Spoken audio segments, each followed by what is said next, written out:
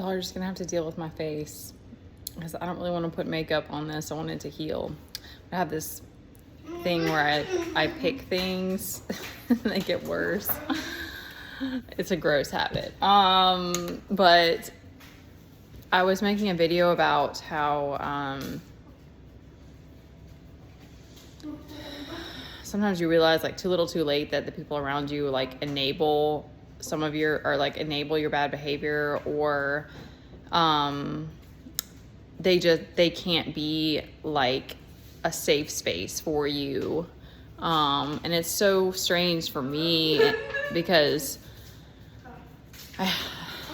Teddy, no running while we're eating. No running. I'm trying to get through this video. Both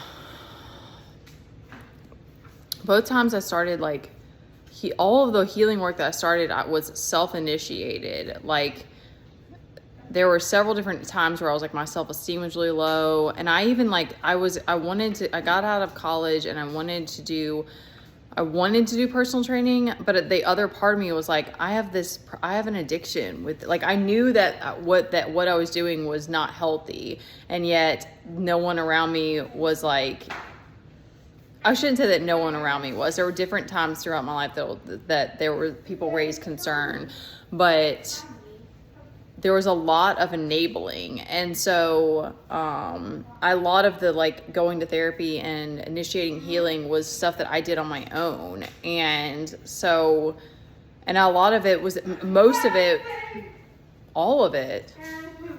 Yeah, because my mom had a weird thing of like being against therapists.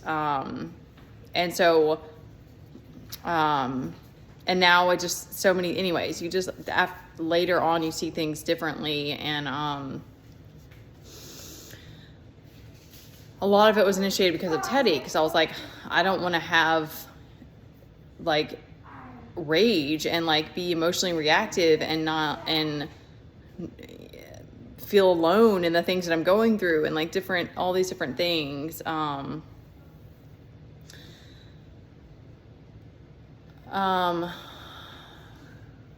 Okay, yeah. So, but what came to me is that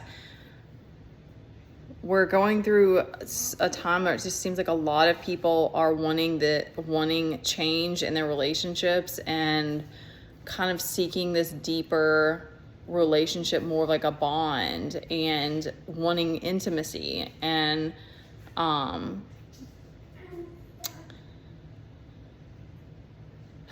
this whole hookup culture thing has brought about this. I mean, gosh, there's so many different like ways you could like look at it, but like I feel like in many ways that this sort of wild behavior has brought us to this place where it's like now we need to heal. A lot of us need this healing, and unfortunately for men, it's like there doesn't seem to be enough role models. There's just not a lot of men like really in that leadership role, really like, this is how to do it. This is the way to go, you know? And it's like, we forget how easily we're programmed by the people around us and by society subconsciously. So it's like, sometimes you start doing these behaviors and like someone's enabling it, and maybe you realize later like, oh, okay, this isn't how I want to do, or oh man, I'm really self-sabotaging all the time, or whatever. Like it takes time to realize those things.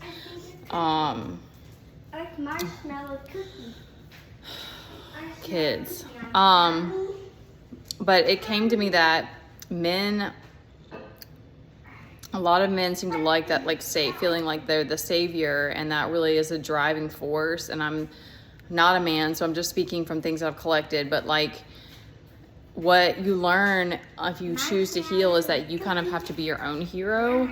But at the same time, there's a lot of women who I think are in a similar, maybe not the same, but a similar position as me, as like we're healing our hearts and our trust issues. And there's not very many people that like opening back up to trust is really big, especially when you have had people around you that you didn't feel safe with. And you realize how rare that is and how special that is. And I think that men have this opportunity to be the hero for your woman. And, you know, that's one of those lines where it's like, you got to be careful for not to be codependency, or not to be the only thing that you know, like not to take on all of those burdens, like everything is on your shoulders. And that's where I think it's like we're learning that we have to be our own safe space and we have to heal ourselves. So I mean, I'm definitely not a promoter for codependency. But I do think that being a safe space for each other, and that creates intimacy, like healing together, stuff like that is that like those unbreakable type of bonds. I mean, that's one of the reasons that Teddy and I have become so close, is because it's been a very lonely journey in a lot of ways, but it's been me and him through thick and thin. Like, he's been here with me through it all. Unfortunately, a lot of the like really scary, intense, not good moments when I was projecting all my stuff on him and everything, but like, you know, he's even like, he's just always been very empathetic. But anyways, it's just it creates this bond that you just can't put words to it. And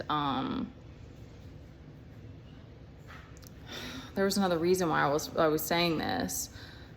I think because we all need, especially when times when you go through that you feel lost, or as a man, if you feel like you don't know where your place is or your role is anymore, it's like we need those things that keep us going. And that if we are going through this big change as a society, it's like we have to, like, we kind of signed up to be, you know, the people going through the unknowns and the changes and stuff like that. But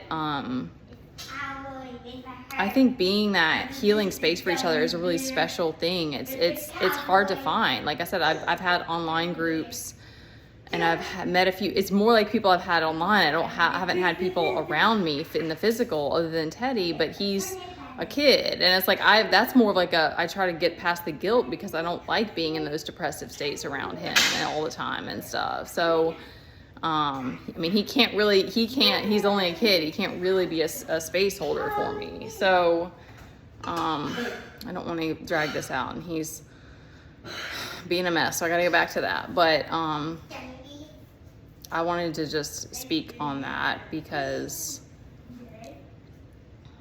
I think we're moving into that, and that's really a beautiful opportunity for us to all kind of step up and want to heal together. I think it can be really beautiful. It can be challenging and crazy, but sometimes the challenges are really what we're craving, because we want to get to those breakthroughs. And yeah,